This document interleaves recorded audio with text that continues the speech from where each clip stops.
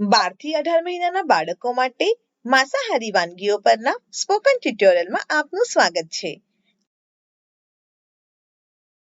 આ ટ્યુટોરિયલમાં આપણે આ વિશે શીખીશું. 12 થી 18 મહિનાના બાળકો માટે ઉર્જાની જરૂરિયાતો.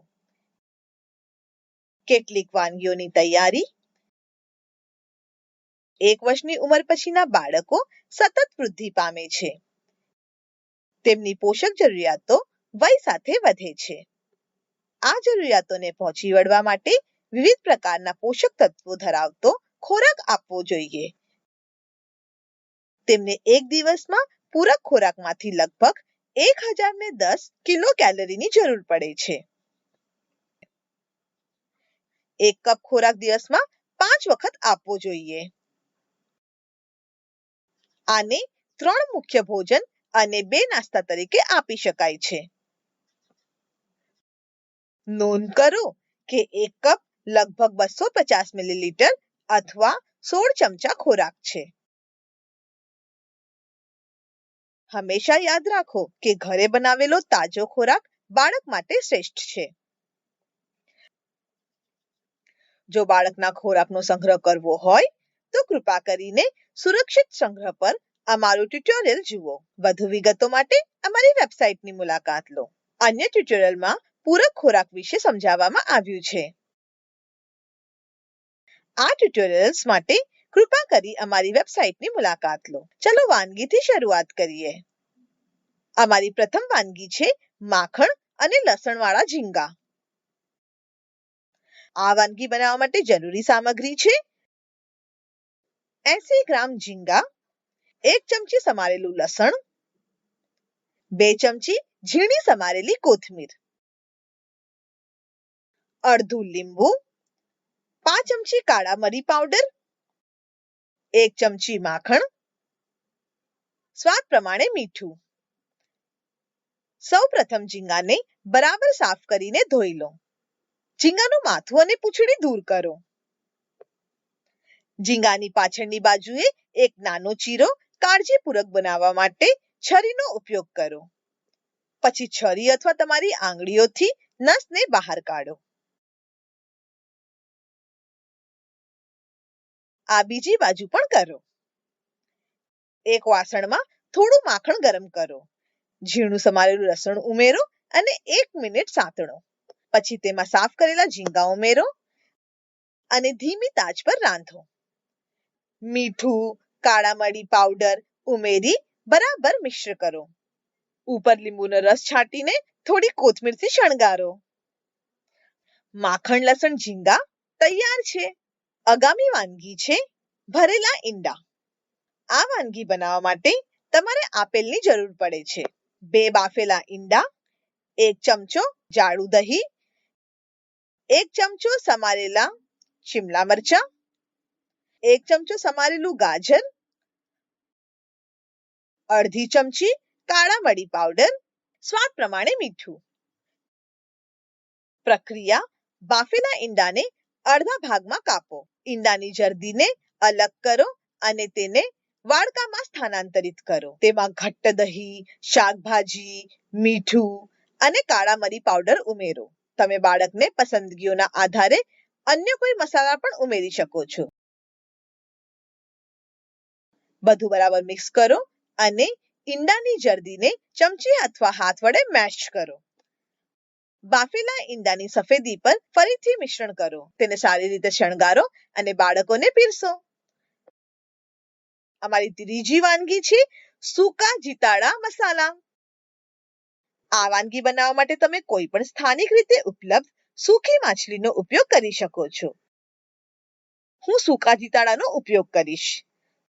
જરૂરી સામગ્રી છે 20 ગ્રામ સૂકા જીતાડા, અડધી ડુંગળી, અડધું ટામેટું, લસણની કળી 2 થી 3, 4 થી 5 કડી પત્તા, 1 બીજ વગરની કોકમ અથવા આમલી. જરૂરી મસાલા છે 5 ચમચી હળદર પાવડર, 5 ચમચી લાલ મરચું પાવડર, 5 ચમચી ધાણા પાવડર. પ્રક્રિયા: સૂકી માછલીનું માથું અને પૂંછડીની ટોચ કાઢીને સાફ કરો. તેને 30 મિનિટ માટે પાણીમાં પલાળી રાખો. વધારાનું મીઠું અને ગંદકી દૂર કરવા માટે તેમને સારી રીતે ધોઈ લો. પછી વધારાનું પાણી કાઢી લો. એક કઢાઈમાં તેલ ગરમ કરો અને તેમાં સમારેલા લસણ અને કડી પત્તા ઉમેરો. ઝીણી સમારેલી ડુંગળી ઉમેરો અને આછા ગુલાબી રંગની થાય ત્યાં સુધી સાતળો. પછી તેમાં ટામેટા, કોકમ અને મસાલા ઉમેરો. બરાબર મિક્સ કરીને 1 થી 2 મિનિટ માટે સાતળો. આમાં સાફ કરેલી જીતાડા મચ્છી નાખો. 1 થી 2 ચમચી પાણી ઉમેરો અને થોડી વાર ધીમી આંચ પર રાંધો. સૂકી જીતાડા મચ્છી મસાલા તૈયાર છે. અમારી છેલ્લી વાનગી છે મટન ખીચડી. આ વાનગી બનાવવા માટે સામગ્રી છે 100 ગ્રામ હાડકા વગરનું મટન, 1 ચમચો કોદરી, અડધું કપ મિક્સ દાળ, 1 કાપેલી ડુંગળી, 1 ચમચી આદુ લસણની પેસ્ટ, મુઠ્ઠીભર કોથમીર, અડધું લીંબુ. જરૂરી મસાલા છે અડધી ચમચી હળદર પાવડર, અડધી ચમચી જીરું પાવડર, અડધી ચમચી ધાણા પાવડર, 5 ચમચી ગરમ મસાલો, સ્વાદ અનુસાર મીઠું, 1 ચમચો તેલ અથવા ઘી. પ્રક્રિયા: દાળને ધોઈ 6 થી 8 કલાક પલાળી રાખો. એ જ રીતે અલગ વાડકામાં થોડી કોદરી પલાળી રાખો. મટનના ટુકડાને ધોઈને સાફ કરો. તેના પર આદુ લસણની પેસ્ટ લગાવો. તેને 20 થી 30 મિનિટ માટે બાજુ પર રાખો. પ્રેશર કુકરમાં તેલ અથવા ઘી ગરમ કરો. આમાં કાતરી કરેલી ડુંગળી ઉમેરો અને તેને હળવા સોનેરી રંગની થાય ત્યાં સુધી સાતળો. તેમાં દાળ અને થોડી કોદરી ઉમેરો. મટનના ટુકડાને બધા મસાલા ઉમેરો. બધું બરાબર મિક્સ કરો. 1 ગ્લાસ પાણી ઉમેરો અને તેને 15 થી 20 મિનિટ માટે કુકરમાં રાંધો.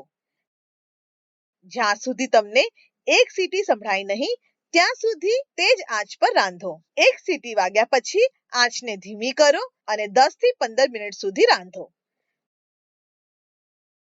વરાળને પોતીથી નીકળવા દો અને પછી ઢાંકણ ખોલો. ખીચડીને વાડકામાં કાઢો. ચમચીની મદદથી તેમાંથી મટનના ટુકડા કાઢી લો. ટુકડાઓ ઠંડા થયા પછીથી તેને સ્વચ્છ હાથથી મસળો. પછી તેને ફરીથી ખીચડીમાં નાખો. લીંબુનો રસ છાંટો અને કોથમીરથી શણગારો. તૈયાર છે મટનની ખીચડી. આ બધી વાનગીઓમાં ઉત્તમ સ્ત્રોત છે પ્રોટીન, આયર્ન, કોલિન અને ઝિંક. તેમાં વિટામિન B12 પણ ભરપૂર છે. વિટામિન ડી, ફોલેટ, પોટેશિયમ અને મેગ્નેશિયમ. સારા સ્વાસ્થ્ય માટે બાળકના આહારમાં આ તમામ વાનગીઓનો સમાવેશ કરો. આ આપણને ટ્યુટોરિયલના અંતમાં લાવે છે.